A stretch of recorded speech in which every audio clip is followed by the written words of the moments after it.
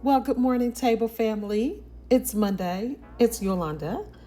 It's time for another episode of Everybody at the Table. I hope you have had a restful weekend as I have. I did nothing. And that's important to me because for the last month, I've been traveling back and forth to Chicago.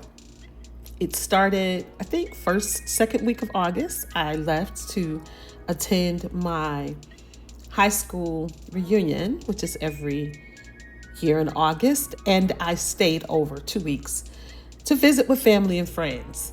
And while I was in Chicago, I had the pleasure of attending the Timothy Community Center. My sister Inez is a friend of Pastor Neal and his wife Dee, and they are the organizers and founder of the Glorious Light Church and the Timothy Community Center in the Bronzeville community. We went to a spin class, an exercise class. We both love spin, and Pastor Neal is an avid biker and has established this amazing community center on the south side of Chicago. And I was going just to a spin class. I had no idea where I was going. I just wanted to go have some fun. And what I encountered was absolutely life-changing. So this week at Everybody at the Table, I want to take you inside the Timothy Community Center in Chicago's Bronzeville neighborhood. It's a space that was once a public school and is now a worship center, a fitness and health and education center for that community. Again, it is led by Pastor Neal and his beautiful wife Dee, and the center carries forward Bronzeville's historic legacy as the Black metropolis in the city of Chicago. From spin classes and boxing to reading books and worship, this center is more than a building. It's a declaration that our communities are not defined by what's been lost, but by what we choose to rebuild. Take a listen and see how access for all is alive and well in the heart of Bronzeville.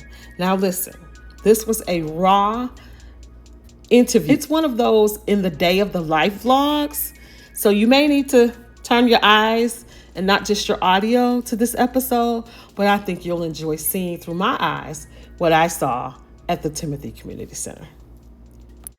My face. I just finished spin class with Glorious Light and Pastor Neal. Look at this. They have refurbed a Chicago public school and turned it into a community center, and it's their worship facility. Y'all, they kill me. We tied. There's Pastor Mike over there. And this is so neat. This is such a great use of space in the Bronzeville community. If you're in Chicago, check them out. It's the 7 o'clock Saturday morning, the spin class. And what time is church on Sunday? Tuesday and Thursday at 6 9:30. Tuesday and Thursday at 6 p.m. Yeah. This is a church and a community center. Are y'all walking? Oh, they walking. No, they're doing it. Oh my goodness, this is gorgeous. This is what I love about cities. I just met this lady, and I don't know if I like her. Oh my goodness! But she has an amazing spin class. What's your name? My name is Micheal. Oh, Micheal. I love you. What's your guys' name? I'm mad at you. I'm Yolanda. Yolanda. Great class. You all from Georgia? Yes. It's an old school that they've worked with CPS to reinvigorate. The Timothy Center is the...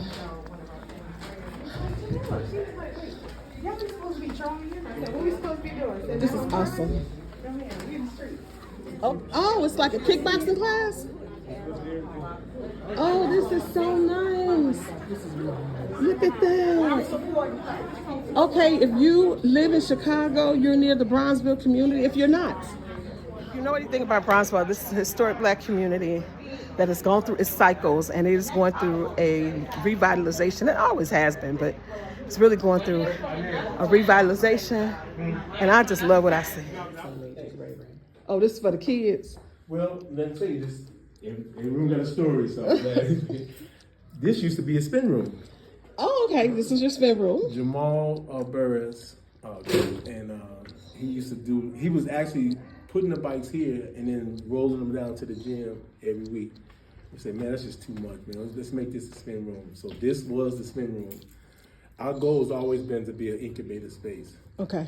Timothy comes from 2 Timothy 2:2. Okay. And the things you heard from me among many witnesses, commit them to faithful men who will teach others.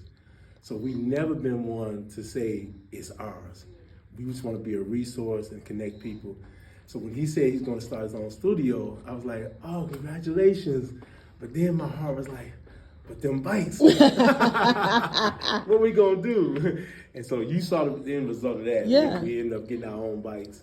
But once he left, we made this the kids' room because before COVID at church, we had a lot of little kids. And so we had a room for them, and this used to be their Sunday school / nursery. Yeah. But of course, we could still flip this room any kind of way depending on the needs of the community. What I love about it is that you have repurposed it, but it's still what it was still lives, and that means something, right? Ooh, hold your Okay. hold your beer. I'm getting that. It's all one. Yep. And so he'll come out and kind of sketch it, and then on the day of, it's sort of like just paint by numbers. They all come in. Stated research, if you have back pain, and it's for the South Side, or portions of the South Side. And that's so important. That's what I love, right? Because we're so fearful of stuff like research, but if we don't get involved in the research studies, they don't know how to treat our bodies when we go to the doctor. That's twofold. So what happens is a lot of researchers, they come and all they want is just do this, do this, do this, do this. But we said, no, you got to come in and introduce yourself to the community. Right. So our friend here, John, who's now actually on our board of directors, he came in, even though he's a researcher, he came and he worked out. And so nobody knew who he was. They didn't know he was a doctor. They didn't know he was a researcher.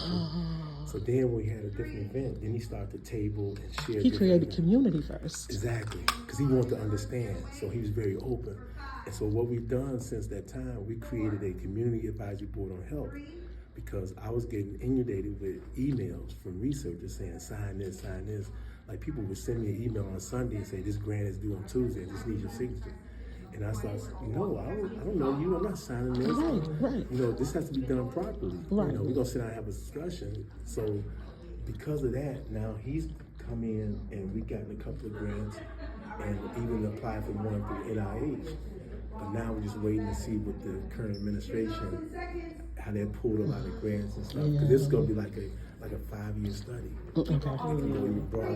Okay. But in the meantime, he's going to be here today, and he's going to be meeting with 4 people. And what they do is they get a free MRI. Wow. Which you in healthcare. Right. $6,000.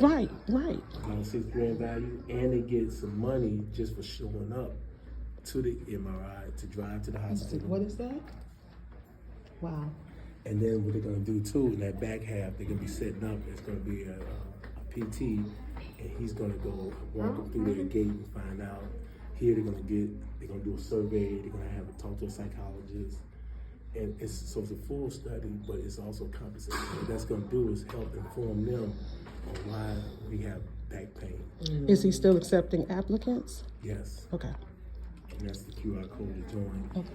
That's on our website, and it's on my Facebook page as well. So these, you said you got a grant and planted 7 free libraries? Yeah, in the community. Probably the furthest one is in Woodlawn, and I'm waiting on 2 more. The Timothy Community Corporation. See, Leading with literacy. That's our program. Then when I get bigger grants, So this, what was the name of the school? Florence Price. Florence Price. Oh, so that's the musician. She's the Oh, matter of fact, it's still on the building. Oh, Florence Price.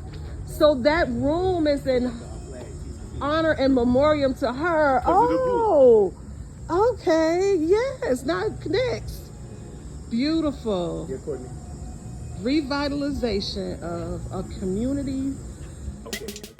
I hope you enjoyed walking through this amazing space as much as I did. That this gave you a little bit of what I experienced. Of course, it's always better when you attend yourself. But what I experienced reminded me of why I do this podcast. The Timothy Center is a living example of everybody at the table.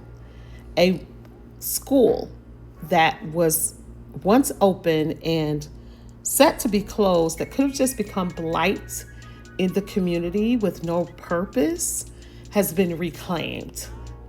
It's a reclaimed space for spirituality, health, education, and community uplift. Pastor Neal's work is a direct answer to the false narratives we often hear about cities like Chicago. Where others see crime and decline, I see creativity, reclamation, and hope. Now, I'm biased because y'all know I love Chicago. I am a Southside girl. What I see in Bronzeville today reminds me of the beacon of Black resilience and brilliance that it has always been. And because of the Timothy Center and the work that Pastor Michael Neal and his wife Dee are doing there, this project is keeping that flame alive. So I'll leave you with this. Access does not always come from something new. Sometimes it's about reclaiming what already exists and making it serve the community again. That's the spirit of Bronzeville, and that's the mission of everybody at the table. I hope that you go follow Pastor Mike Neal and the Timothy Community Center on Instagram. I believe they have a Facebook page. And if you're in the city of Chicago, especially if you're in the Bronzeville area or near there, check them out on a Saturday. It's amazing. You will be inspired. Until next time, take care and dine well. And share in the comments any other spaces you see like this.